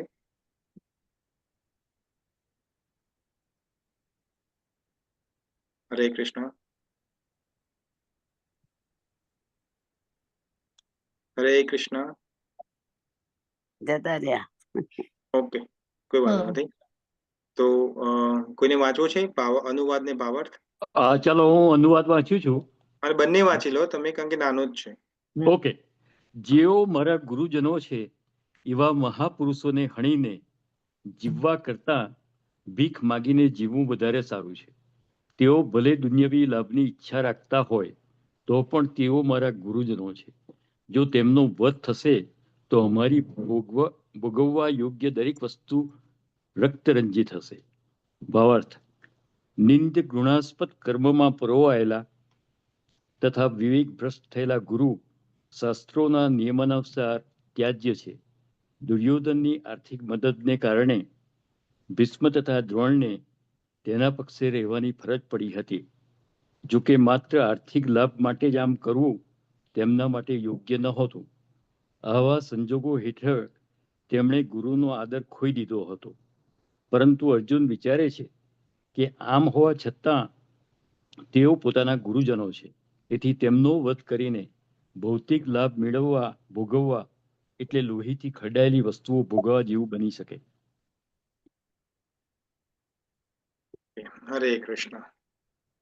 તો હવે આપણે સમજીએ અહીંયા કે અહીંયા અર્જુન શું કહેવા માંગે છે. તો કે છે કે ગુરુન હત્વા હિ મહાનુભાવ. તો એ ગુરુ અને ભીષ્મ પિતામહને શું કહે છે કે ગુરુન હત્વા એટલે મારવું, હણવું, રાઈટ. તો એ ગુરુઓને હણીને હિ મહાનુભાવ, એ મહાપુરુષોને મારીને શું થશે?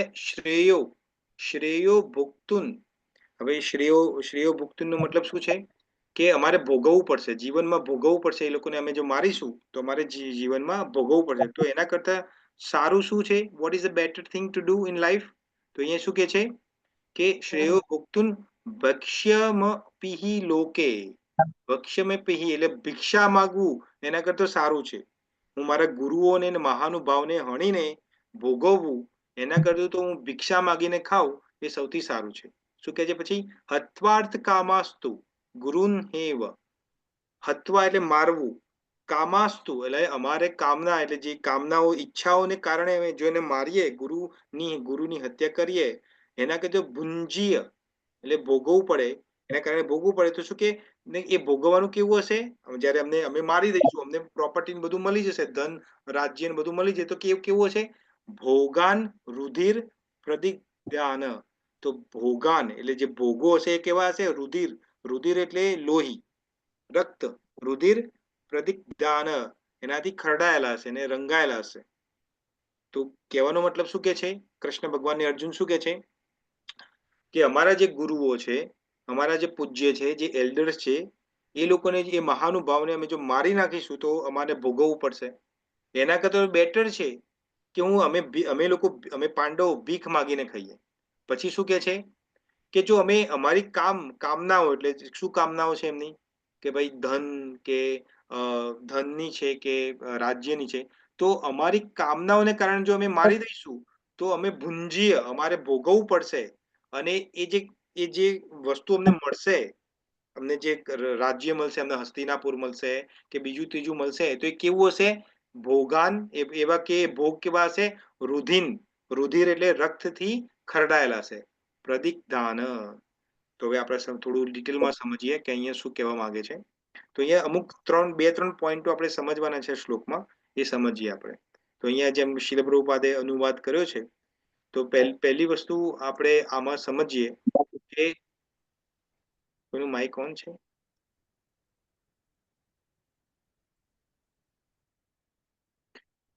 તો આપણે આમાં સમજીએ આપણે તો અહીંયા શું કે છે કે અર્જુન એવું કહેવા માંગે છે કે જેમ આગળ આપણે વાત કરી કે મારા હૃદયમાં દુર્બલ્ય જે હું કાર નથી, હમણાં જેમ તમે સમજાયું કે હું કાર નથી, પણ હું એટલા માટે મારવા નથી માંગતો, ગુરુઓ બધા પૂજ્ય છે અને પૂજ્ય ગુરુને અમે લોકો મારી નાખીશું તો ભોગવવું પડશે. પ્લસ જે અમને મળશે, જેમ કે એક્ઝામ્પલ છે, આપણે ઇન્ડિયાની અંદર કરપ્શન બહુ બધું છે, રાઈટ? ઘણું બધું કરપ્શન ચાલે છે. મોટા મોટા બિલ્ડર્સો પૈસા આપે છે, પેલા શું કહેવાય, તમારે બધો પ્લાન પાસ કરાવવો હોય તો મ્યુનિસિપાલિટીની અંદર કે જે પણ ડિપાર્ટમેન્ટને લેવા દેવા હોય એને તમે અમુક પૈસા ખવડાવો તમે એક્ઝામ્પલ, તો પછી તમારે એ તમારું પાસ કરી દે, રાઈટ? હવે હમણાં જ થોડા વર્ષો પહેલા બિહારમાં એક મોટો પુલ પડ્યો નીચે, રાઈટ? હવે માની લો કે જે ગવર્મેન્ટ ઓફિશિયલે સર્ટિફાઈ કર્યું હોય કે હા તમે અહીંયા બનાવી શકો છો પુલ, બરાબર? હવે જે બિલ્ડર જે છે એને પૈસા ખવડાયા છે.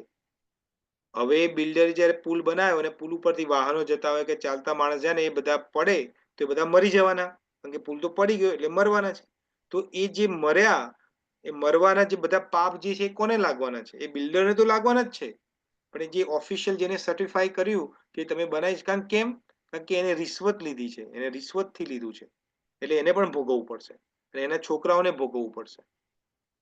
તો અહીંયા પણ અર્જુન એ જ કહે છે કે અમે અમારા પૂજ્ય લોકોને મારી નાખીશું તો અમારે તો ભોગવવું પડશે, પણ જે અમને રાજ્ય ને બધું મળશે એ રક્તથી ખંડ અમને વારંવાર યાદ આવશે કે અમે આ રાજ્ય ભોગવીએ છીએ. પણ એ કેમ ભોગવીએ છીએ? કારણ કે અમારા દાદાઓને, અમારા ગુરુજનોને અમે બધાને મારી નાખ્યા પછી અમને આ રાજ્ય મળ્યું છે. તો એમાં મજા નથી આવવાની. ભગવાન કૃષ્ણને કહે છે કે એમાં એ મજા નથી. અહીંયા પછી આગળ શું કહે છે કે ઇહી લોકે. ઇહી લોકેનો શું મતલબ છે? કે ભિક્ષા માગીને મારું હું અપમાન સહન કરીશ, તિરસ્કાર, મારી નિંદા થશે, એ બધું મને ગમશે, તો હું મારા ગુરુજનોને નહીં મારું. અહીંયા અર્જુન એવું કહેવા માંગે છે. પછી અહીંયા શું કે છે? અપીનો તાત્પર્ય શું થાય છે? કે ગુરુજનોને તો ગુરુજનોને મારવું તો નિષેધ છે, એટલે ગુરુને તો કદી મરાય નહીં, રાઈટ? પણ અહીંયા શું કે છે કે જો મારા બે ઓપ્શન હોય, એક ગુરુને મારવું કાં તો ભીખ માંગવી, તો હું ભીખ માંગવાનું પસંદ કરીશ, પણ મારા ગુરુઓને કદી મારીશ નહીં. તો અહીંયા ભગવાન કૃષ્ણને અર્જુન એ સમજાવવા માંગે છે. તો અહીંયા એક પોઈન્ટ ઉભો થાય તો ભાઈ એવી બધી વસ્તુઓ જે છે, તો આ ભીષ્મ પિતા કેમ ભગવાન કૃષ્ણ સામે યુદ્ધ કરવા માંડ્યા? કે આ દ્રોણાચાર્ય બધા એ લોકોને આમાં થોડું તો સેન્સ હશે ને કે અમારે કોના પક્ષમાં રહેવું કે કોના પક્ષમાં ના રહેવું. ચલો ભીષ્મ પિતામાની તો વાત જુદી છે, કારણ કે ભીષ્મ પિતામાં તો મહાજન છે. મહાજન એટલે ભગવાનના 12 મહાજનો પરમ ડિવોટી છે, એમાં ભીષ્મ પિતાનું નામ છે. અને ભગવાનની ભગવાનની એની પાછળ લીલા પણ છે કે ભીષ્મ પિતામાં કેમ, પણ દ્રોણાચાર્ય કેમ ભગવાન કૃષ્ણ સાથે યુદ્ધ કર્યું? એમને નથી ખબર કે ભગવાન કૃષ્ણ કોણ છે, કે અર્જુન કે પાંડવ સામે કેમ યુદ્ધ કર્યું? શું કારણ છે? એ દ્રોણાચાર્ય જે કૌરવો છે અથવા તો ધૃતરાષ્ટ્રના રાજ્યમાં એક જાતની સર્વિસ આપી રહ્યા છે અને આર્થિક રીતની બધી સહાય એમના રાજા તરફથી મળી રહી છે. એથી એ એક રીતે બંધાઈ ચૂકેલા છે કે એમણે એ જે આર્થિક સહાય છે એનો બદલો આપવા માટે એમના તરફથી યુદ્ધ કરવું પડે. ઓકે, બરાબર છે. બીજા કોઈને કશું કહેવું છે? બોલું? જય શ્રી કૃષ્ણ. હા, બોલો. જય શ્રી કૃષ્ણ.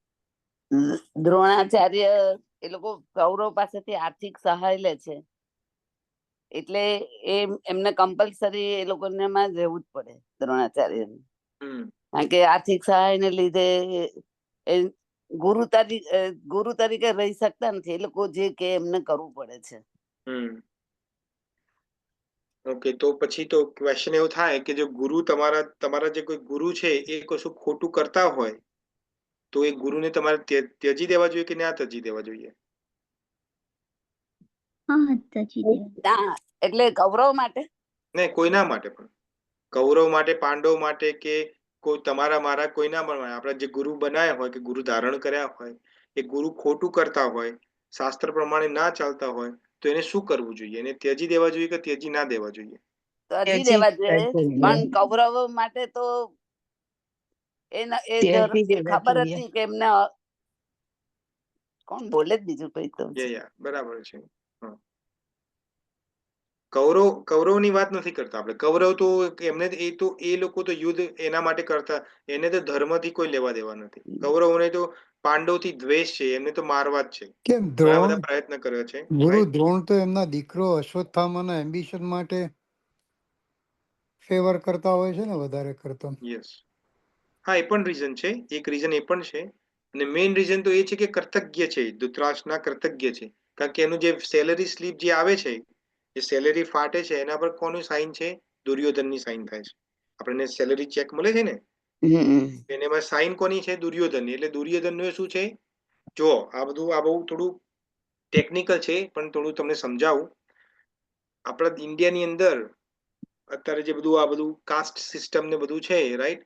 તો એ કાસ્ટ સિસ્ટમ પહેલા નથી. આ તો અંગ્રેજો આયા પછી બધું એમને જોયું કે આ કાસ્ટ સિસ્ટમ નથી, તો વર્ણ વ્યવસ્થા હતી. પણ એને લોકોએ કાસ્ટ સિસ્ટમમાં પરિવર્તન કરી છે. પણ પહેલા જયારે વર્ણ વ્યવસ્થા હતી ત્યારે જે દ્રોણાચાર્ય છે કોણ છે? બ્રાહ્મણ છે. તો બ્રાહ્મણનું કર્તવ્ય શું છે? જ્ઞાન પ્રાપ્ત કરવું અને જ્ઞાન આપવું, રાઈટ? પણ અહીંયા દ્રોણાચાર્ય શું કરે છે? સેલેરી ડ્રો કરે છે. એટલે સેલેરી ડ્રો કરવાનો મતલબ શું થયું? એ કોણ થઈ ગયા? કોને સેલેરી મળે છે? ક્ષત્રિય, બ્રાહ્મણ, શૂદ્ર અને વૈશ્ય, આ ચારમાંથી કોણ સેલેરી પ્રાપ્ત કરે છે?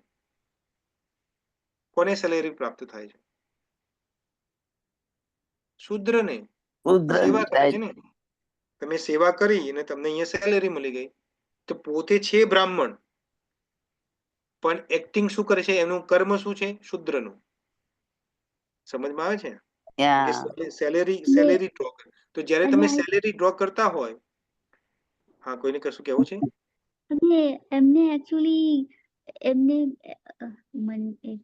એમને કોઈક એમના ફ્રેન્ડ સાથે પેલી એ થઈ ગયેલું, રાઈટ? ત્યારે પણ એમને અર્જુન સાથે એમની સાથે લડાઈ કરીને એમને જે એમનું અપમાન થયું હતું એનું પેલું એ કર્યું હતું, રાઈટ? એ પણ બરાબર, આમ તો બરાબર ના કહેવાય, રાઈટ? હા, એ તો બરોબર છે. કેમ કે એ તો પછી જુઓ, આ તો કર્મનું જે આપણે કહીએ છીએ કે ઇંગ્લિશમાં કહેવત છે કે સાયન્સમાં કહે છે કે every action has a equal and opposite reaction, right? તો કહેવાનો મતલબ શું છે કે એમને જ્યારે કર્મ કર્યું દ્રોણાચાર્ય, કે જ્યારે દ્રુપદ જોડે ગયા અને માગી ગાય, તો દ્રુપદે ખોટું કર્મ કર્યું કે ભાઈ તું તો મારો દોસ્ત નથી, તું મારો ફ્રેન્ડ નથી. એઝ અ બ્રાહ્મણ તરીકે તું એક નહીં 1000 ગાય માંગ, એક અર્બુદ ગાય તમને આપીશ, એક અબજ ગાય આપીશ, પણ એઝ અ બ્રાહ્મણ તરીકે, ભાઈબંધ તરીકે નહીં. તો Yes. એઝ અ બ્રાહ્મણ તરીકે એમને શું કરવા જેવું હતું? એમના મનમાં ગાંઠ નથી બાંધવા જેવી કે મારા ભાઈબંધે હવે મારું અપમાન કર્યું છે કારણ કે એ રાજા બની ગયો છે, તો હવે હું એનું શું કરીશ, શું કહેવાય ને ગુજરાતીમાં, એને હું નીચું બતાવીશ, એને હું સમજાવીશ એઝ અ પનિશમેન્ટ તરીકે આપીને, રાઈટ? Yes. તો એમને શું કર્યું? એમને ગાંઠ બાંધી લીધી, પછી એ પાંડવોને કૌરવોને શિક્ષા આપી, અને પછી અલ્ટિમેટલી આનું જે ગુરુદક્ષિણામાં શું ગુરુદક્ષિણામાં કીધું કે જઈને દ્રુપદને હરાઈ દો, અને દ્રુપદને હરાઈ દે છે પાંડવો, અને અર્જુન બંદી બનાવીને લાવે છે. તો દ્રુપદ જ્યારે બંદી બનાવે છે ત્યારે દ્રોણાચાર્ય શું કરે છે? ફરીથી બીજી મિસ્ટેક શું કરે છે? દ્રોણાચાર્ય શું કરે છે કે ભાઈ એઝ અ ફ્રેન્ડ તરીકે કે એઝ અ બ્રાહ્મણ તરીકે, કારણ કે બ્રાહ્મણને તો વધુ જ્ઞાન છે ને, એને બધું જ્ઞાન છે કે કર્મનું રિએક્શન આવવાનું છે, બધું ખબર છે એને, કારણ કે તો જ્ઞાની છે, તો એને માફ કરી દે. તો એને શું કર્યું દ્રોણાચાર્ય કે દ્રુપદને કીધું કે તું મારો ફ્રેન્ડ છે એટલે હું તારી હત્યા, તને હું મૃત્યુદંડ નહીં આપું, પણ તને બહુ અભિમાન હતું કે તારો જે રાજ્ય છે તો તારા રાજ્યના 2 ભાગ કરી દઈશ, એક ભાગ તું રાખજે, એક ભાગ હું રાખીશ, ને એનાથી શું થશે, આપણે 2 ઇક્વલ થઈ જઈશું. હવે તું મારી જોડે ફ્રેન્ડશિપ કરીશ ને. તો આ બીજી ભૂલ કરી એને. અને ત્રીજી ભૂલ શું કરી કે અશ્વત્થામાને એને રાજા બનાવી દીધો. હવે અશ્વત્થામા પણ કોણ છે? બ્રાહ્મણ છે. બ્રાહ્મણ, જેમ મેં કીધું કે બ્રાહ્મણનું કામ શું છે? જ્ઞાન લેવાનું, જ્ઞાન જ્ઞાન આપતા. આપવાનું. એ ક્ષત્રિય બની ગયો, પાછો અહીંયા કર્મ તરીકે ક્ષત્રિય બની ગયો, રાજા બની ગયો. તો બહુ કેટલા બધા પ્રોબ્લેમ ઉભા થઈ ગયા છે દ્રોણાચાર્યના એક દ્વેષના કારણે, કે એક ખોટા સંકલ્પના કારણે. અનડાઉટલી દ્રુપદે જે કર્યું ખોટું કર્યું છે, અનડાઉટલી, ને એના કર્મનું ફળ એને મળત. જો દ્રોણાચાર્યને માફ કરી, કારણ કે ભગવાન કૃષ્ણ આગળ કહે છે ગીતાના 17માં જ્યારે 16મા અધ્યાયની અંદર, સોરી, જ્યારે બહુ ડિટેલમાં વાત કરે છે કે ડિમોનિક એટલે શું? દૈત્ય લોકો કયા છે? રાક્ષસ પ્રવૃત્તિના લોકોને કોને દૈત્ય કીધા છે, કોને બ્રાહ્મણ કીધા છે? 18મા ચેપ્ટરના 44મા શ્લોકમાં 44 ને 42-43 શ્લોકમાં ભગવાન કૃષ્ણ કહે છે કે બ્રાહ્મણની ક્વોલિટી શું હોય, કોને બ્રાહ્મણ કહેવાય? તો એની એક ક્વોલિટી છે ક્ષમા કરવું, શાંત રહેવું. તો અહીંયા ક્ષમા નથી કરી દ્રોણાચાર્ય, પણ દ્રોણાચાર્ય શું દાસતા સ્વીકારી છે? કોની? ધૃતરાષ્ટ્રની કે દુર્યોધનની, કે now I will work under you, તમે મને સેલેરી આપો અને હું તમારા રાજ્યને પ્રોટેક્શન કરીશ. તો આવા જ ગુરુ જે છે એને અહીંયા શિલા પ્રભુપાદ શું કહે છે? એને રિનાઉન્સ કરી દેવા જોઈએ, ત્યજી દેવા જોઈએ. તો ભગવાન કૃષ્ણ પણ એ જ સમજાવે છે કે તું કયા ગુરુની વાત કરે છે? આ ગુરુ જે તેને ધર્મ તને શીખવાડવો જોઈએ, એને પોતાને ખબર હોવી જોઈએ કે ધર્મ શું છે. એને જોયું છે કે દુર્યોધનને આ કૌરવે શું કર્યું છે દ્રૌપદી સાથે. એક દ્રૌપદી, વિચારો કે દ્રૌપદી જે મહારાણી છે, પટરાની છે, સમ્રાટની પત્ની છે, એવી દ્રૌપદીનું જો વસ્ત્રહનન આ લોકો કરી શકતા હોય દુરાત્માઓ, તો એક નાની સી જે નોર્મલ સ્ત્રી જે છે કોઈ પણ રાજ્યની, કે એક દાસી છે, એની તો કોઈ સ્વાધીનતા જ નથી ને, એને તો જેમ મનમાં ફાવે એવું કરી શકે છે. જો એક દ્રૌપદી જેવી રાણી જોડે આવું વર્તન કરી શકે છે આ લોકો, તો પછી તો એઝ અ ગુરુ તરીકે તો એને દુર્યોધનને શિક્ષા આપવી જોઈએ, પણ એ તો કશું શિક્ષા નથી આપી, ઉપરથી એનો પક્ષ લે છે. તો એવા ગુરુને તજ્ય છે, એને ત્યજી દેવો જોઈએ. તો ગુરુની એકલી વાત નથી, આપણા લાઈફની અંદર પણ, આપણા આજુબાજુ જે લાઈફ જોઈએ છે એમાં પણ જોવા જેવું છે કે જે વ્યક્તિ આપણને ભગવાનના નજીક નથી લઈ જતું, જે ભગવાનથી વિમુખ કરે છે, એને પણ ત્યજી દેવા જોઈએ. એક્ઝામ્પલ, હિરણ્યકશ્યપુ. પ્રહલાદ મહારાજ અને હિરણ્યકશ્યપ એના ફાધર છે પ્રહલાદ મહારાજના, રાઈટ? પણ શું કરે છે? ભગવાનથી એને દૂર લઈ જાય છે. હિરણ્યકશ્યપ ભગવાનથી દૂર લઈ જાય છે. તો એવા ફાધર કે એવા મધરને પણ ત્યજી દેવા. શાસ્ત્ર એવું કહે છે, હું નથી કહેતો, શાસ્ત્ર કહે છે. શિલા પ્રભુપાદે પણ અહીંયા ટ્રાન્સલેશન એ જ કર્યું છે કે કોઈ પણ, એવું કેમ કીધું? કારણ કે at the end of the day બે ધર્મ છે. એક આપણો બોડીલી ધર્મ છે ને એક આત્માનો ધર્મ છે. આપણે આ બોડીલી ધર્મ એટલે આપણા બધા આપણા રિલેશન જે છે એ બોડી જોડે જોડાયેલા છે, આપણી આત્મા જોડે નથી જોડાયેલા. કારણ કે આત્મા જેવી ગઈ આ બોડીમાંથી ત્યારે આ બોડીને બાળી નાખશે અને પતી ગયું, બધું ખતમ ત્યાં. તો બોડીલી રિલેશન જે છે, આપણા જે બધા સંબંધો છે, એ તો બોડીને રિલેટેડ છે, આત્માને નથી. આત્મા તો એનાથી પણ આગળ જવાનો છે. તો આત્માનો ઉદ્ધાર જે નથી કરાવતું, જે આત્માનું કલ્યાણ નથી કરાવતું, એવા સંબંધોને, એવા લોકોને ત્યજી દેવા જ યોગ્ય છે. એવું શ્રી ચૈતન્ય મહાપ્રભુ પણ નેક્ટર ઓફ ડિવોશન ની અંદર વાત કરે છે છઠ્ઠા ચેપ્ટરની અંદર. તો અહીંયા સમજાવવાની વાત એ હતી, આપણે સમઅપ કરી લઈએ આ શ્લોકને, કે શું કે છે અર્જુન, કે હું ભિક્ષા માંગે. આગળ ભગવાન કૃષ્ણ કહેતા નથી, પણ ભગવાન કૃષ્ણ મનમાં વિચારે છે કે અર્જુન તું છે ને, એક તો પેલા માન લે તું ક્ષત્રિય છે, ક્ષત્રિય એટલે થોડા ઈગો વાળા, રાઈટ? હવે તને લાગે તું ભિક્ષા માંગે, તું કોઈના ત્યાં ભિક્ષા માંગવા ગયો અને કોઈને ભિક્ષા ના આપી, તો તું તલવાર લઈને એને માથું કાપી નાખીશ. હા, કારણ કે એ તો એ જ કરશે ને, કે તું હાઉ ડેર યુ, તે મને ભિક્ષા કેમ ના આપી? કારણ કે એનામાં દયા, એમાં ગુણ કયા છે? ક્ષત્રિયોના ગુણ પ્રધાન છે. ભગવાન કૃષ્ણ કીધું નથી, પણ ભગવાન કૃષ્ણ આ વિચારે છે કે તું ભિક્ષા પણ નહીં માગી શકે. ઇટ્સ નોટ પોસિબલ, કારણ કે તારા જે તું ગુણ, જે કે છે ને કે ગુણ લઈને જે પેદા થાય છે, આપણે છોકરું જયારે પેદા થાય તો કે પૂત કે પાવ પાલને મેં. પૂત કે પાવ પાલને માં શું મતલબ છે? કે નાનું હોય ત્યારે જ ખબર પડે કે મોટો થઈને શું કરશે. આપણે કહેવત છે, રાઈટ? નાનો રહીને જે બધી એક્ટિવિટી કરીને આપણે ખબર પડે કે ભાઈ આ મોટો રોબર બનશે, કે આ મહાત્મા બનશે, કે આ કોઈના ખીજા કાપવાનો છે, કે શું કરવાનો છે, રાઈટ? તો દરેક વ્યક્તિ જ્યારે જન્મ લે છે, આત્મા બોડીમાં રહે છે, તો એના પૂર્વના જે કર્મો છે, જે ત્રણ આપણે સતો રજો તમો 3 ગુણ જે છે, એ એનાથી બંધાયેલો છે રહ્યો. તો એ કેમ કે એક્ઝામ્પલ છે, આ જન્મમાં મેં બહુ બધું તમસ વિદ્યા કરી છે. હું નોનવેજ ખાઉં છું, ડુંગળી લસણ ને બધું ખાઉં છું, દબાઈને ખાઉં છું. પાવભાજીમાં ઉપરથી ડુંગળી નાખું છું ખાવા માટે. એક્ઝામ્પલ છે, તો સમજવાની વાત છે, રાઈટ? તો મારું કાર્ય બધા તમો ગુણી હું કરું છું, તો મારામાં હું શું ડેવલપ કરું છું? તમો ગુણ. તો જ્યારે મારો આત્મા જ્યારે છૂટશે આ બોડીમાંથી, તો કયા ભાવ લઈને જશે? તમો ગુણી. તો જે પણ બોડીમાં જશે એ તમો ગુણી પ્રધાન હશે. એ બોડી કેવી તમો ગુણી પ્રધાન હશે. એટલા માટે આ ભક્તિને બધું કેમ કરવાનું છે? એનાથી તમે સત્વગુણી બનો છો. એકચ્યુઅલી તો ટ્રાન્સેન્ડેન્ટલ છે, એનાથી પણ ઉપર જવાનું છે, પણ એકચ્યુઅલી તમોગુણથી રજોગુણ, રજોથી સત્વગુણ. જ્યારે સત્વગુણી બનો છો ત્યારે ધીમે ધીમે શું થાય છે? તમારી આત્મા એનાથી ટેવાઈ જાય છે સત્વગુણથી. એટલે તમારો નેક્સ્ટ જન્મ થશે એ કેવો થશે? સત્વગુણી બોડીમાં થશે. કોઈ બ્રાહ્મણ કે કોઈ એવી જગ્યાએ, કે કોઈ વૈષ્ણવના ઘરે, કે જે પોતે સત્વગુણી, તો તમારી જર્ની આગળ વધતી રહેશે. સમજમાં આવે છે? બહુ ડિટેલમાં છે. આપણે હજુ તો ભગવદ ગીતાનું શરૂઆત છે, આપણે બધું હજુ બહુ ડિટેલમાં સમજવાનું છે, દ્રઢ વાત ભક્તિ કરીશું. જોઈએ. હા, દ્રઢ ભક્તિ જોઈએ દરેકમાં. હા, દ્રઢ ભક્તિ જોઈએ, અને તમારી કોન્શિયસનેસ ક્લિયર હોવી જોઈએ. ધર્મ અધર્મની વચમાં જો અટવાઈ ગયા તો તમે આઈ બન્યું તમારું. હા, તમારી કોન્શિયસનેસ ક્લિયર હોય. તો અહીંયા ભગવાન કૃષ્ણ પણ એ જ સમજાવે છે કે આવા ગુરુને ત્યજી દેવા જોઈએ. તું બહુ ડાયો થઈને કહે છે કે હું કઈ રીતે, એ તો પૂજવા યોગ્ય છે. આ કઈ રીતે પૂજવા યોગ્ય છે? આ Dronacharya, how is his worshipable? Even Bhishma પિતામહની પણ આજે પણ ભીષ્મ પિતામહનું કેરેક્ટર એકદમ જુદું છે, એટલે આપણે એમને જુદા રાખીએ છીએ અત્યારે. દ્રોણે આત્મધર્મ ની, એને બોડીલી ધર્મ વાપર્યો એનો. હા, તો એ બોડીલી ધર્મના કારણે અહીંયા ગુંચવાય છે અર્જુન. જે આગળ ભગવાન કૃષ્ણ આગળ વાત કરશે, બીજા ચેપ્ટરના 13મા શ્લોકથી જ આત્માની વાત કરે છે, સમજાવશે ત્યારે આપણે બહુ ડિટેલમાં વાત કરીશું. પણ સો ફાર આપણે આ જે 3 શ્લોક લીધા, તો આઈ હોપ કે તમને આ 3 શ્લોકના તાત્પર્ય તમને સમજમાં આવ્યા હશે. અને તમારો કોઈ ક્વેશ્ચન હોય તો તમે કરી શકો છો. છે કોઈને કોઈ ક્વેશ્ચન?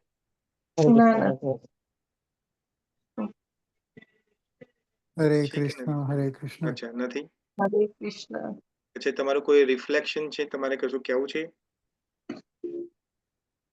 મને એવું ક્વેશ્ચન થાય ભરત પ્રભુ, કે અર્જુન આવી રીતના વિચારે કે હું ભીખ માગી લઈશ, પણ આ લોકોને નહીં, મારા ગુરુઓ છે, મારા દાદા છે, રાય દ્રોણાચાર્ય છે, એમની સાથે નહીં લડું. તો એ લોકોએ કશું નહીં વિચાર્યું હોય, લાઈક દ્રોણાચાર્ય, કે આઈ નો તમે મીન્સ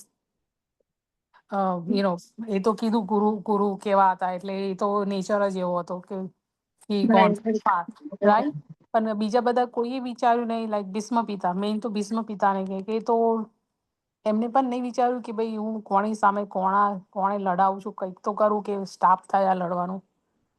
ભીષ્મ પિતામહની તો સ્ટોરી જ અલગ છે. એમનું તો એટલે મેં કીધું કે ભીષ્મ પિતામહને તો તમે એક્સેપ્શન તરીકે બાજુમાં મૂકી શકો છો, કે એમનું બહુ ડિટેલમાં છે, એમની પૂરી સ્ટોરી ડિટેલમાં છે. પણ ભીષ્મ પિતામહને છોડીને, કારણ કે એ તો મહાજન છે, એમને છોડીને જે બીજા બધા છે, કૃષ્ણ ભગવાને પણ એમને મહાન કીધા છે. હા, મહાજન છે, મહાન તો છે, પણ મહાજન છે. 12 મહાજનો છે. 12 મહાજનોમાંથી એક દર્શન કરવા માટે ઉચ્ચ આત્મા છે. દર્શન આપ્યા એમને. તો એ બધા દરેક જેટલા પણ કૌરવના પક્ષમાં લડે છે એ બધાનો એક નિહિત સ્વાર્થ પણ છે ને પ્લસ એવું નથી ખબર કે એમને નથી ખબર કે ધર્મ શું છે. એટલે પણ જેમ આપણને જેમ આપણામાં પણ એવું થાય છે ને કે અમુક વખતે આપણે કોઈ કર્મ કરવા જઈ રહ્યા હોય તો અંદરથી આપણનો ઇનર સોલ આપણને ના પાડે છે, પરમાત્મા ના પાડે છે કે તું આ ના કરીશ. ઋણમાં હોય ને ઘણી વાર હા ઋણની અંદર પણ હોય ને ઋણ ચૂકવવાનું. હા એટલે હું તમને એ જ કીધું મેં કે ઋણ તમે કોઈનું ઋણ લો છો ત્યારે જ ચૂકવવું પડે છે ને. હમ તમે લીધું, મેં આજે કોઈની ફેવર લીધી ત્યારે મારે ફેવર ચૂકવવી પડે છે ને. કરવી પડે છે. તો રાઈટ. ફેવર કેમ લીધી તમે? તમે આજે તમે બ્રાહ્મણ, તમે એટલે દ્રોણાચાર્યની વાત કરું છું, બ્રાહ્મણ હતા રાઈટ. તો બ્રાહ્મણનું કાર્ય, એમને બ્રાહ્મણ હતા તો એમને ખબર કે ભાઈ મારું એઝ અ ડ્યુટી તરીકે મારી શું ડ્યુટી છે. હું આ કૌરવોને કે પાંડવોને ભણાવીશ તો મને ગુરુ દક્ષિણા તો મળવાની જ છે. તો એમાં મારું આખું, એ ગુરુ દક્ષિણા ગમે તે માગી શકતા હતા. એવું પણ માગી શકે કે મને એક અરબુદ ગાય આપી દો, બધું ચાલી શકતું હતું. પણ સ્વાર્થ, લોભ, મહત્વાકાંક્ષા બહુ મોટી હતી હા એમની. સ્વાર્થ, લોભ, તો એ જ કહું છું હું તમને કે બધાના કારણે એન્ટેંગલ થઈ ગયા રે, પોતે ફસાઈ ગયા ગુરુ દ્રોણાચાર્ય. અને આજે ક્યાં ઉભા છે? કૌરવના પગે. એટલે કૃષ્ણ ભગવાન કે છે કે આવા ગુરુને ત્યજવા યોગ્ય છે. એને ધર્મ ત્યજી દો ભૂલી આવા જાય ગુરુને. માણસ, ધર્મ ભૂલી ગયા. હા ધર્મ ભૂલી ગયા છે. તો જે ગુરુ શાસ્ત્ર પ્રમાણે એક્ટ નથી કરતો, જે ગુરુ, જેને આપણે ગુરુ, આપણે લાઈફમાં પણ કોઈને ગુરુ ધારણ કર્યા હોય કે આપણે માનતા હોય કોઈને ગુરુ, તો એનું પણ જીવન ચરિત્ર દેખો કે એ ગુરુ જે છે બનાવે છે આપણે, એ શાસ્ત્ર પ્રમાણે કાર્ય કરે છે કે નથી કરતા, કે બસ ખાલી પછી બોલ વચન જ છે એનું. તો પછી એ સમજવા બહુ શાસ્ત્ર, અઘરા છે એમને પણ. હા ગુરુને સમજવા અઘરા છે. એટલે ગુરુને આપણે સમજવું નથી, પણ એનું ચરિત્ર તો જોઈ જ શકીએ છીએ આપણે કે એ શું, હા એનું કાર્ય શું છે, એનું બોલવાનું ને એની કથની અને કરણીમાં ફરક છે કે નથી. પછી આપણે આસારામ જેવા ના બનીએ, રાઈટ. હમણાં હરિઓમ હરિઓમ કરે ને મારા પછી મારા કોન્શિયસમાં એ જ હતું હમણાં તમે કીધું એ. એટલે એવું છે. આસારામ છે કે પછી આ રામ રહીમ છે કે બીજા બધા જે એવા જે ઘણા બધા કૃષ્ણ, છે એવા તો લે બાબુ, હા નિર્મલ બાબા ને એવા બધા ઘણા બધા હા તો છે ગુરુ. ભગવાનનું નામ લે પણ પછી અંદર ધંધા ખોટા કરી દે, એવા ગુરુને ધારણ કરીને તમારે એમની તો નર્કમાં ટિકિટ પાકી છે, અને તમે એને ધારણ કરે છે તમારે પાછળ પાછળ જવું પડશે.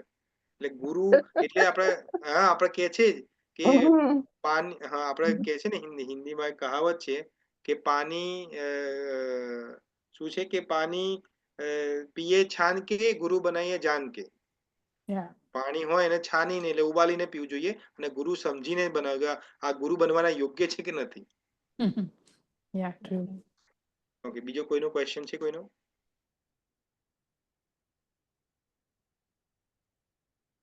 નથી.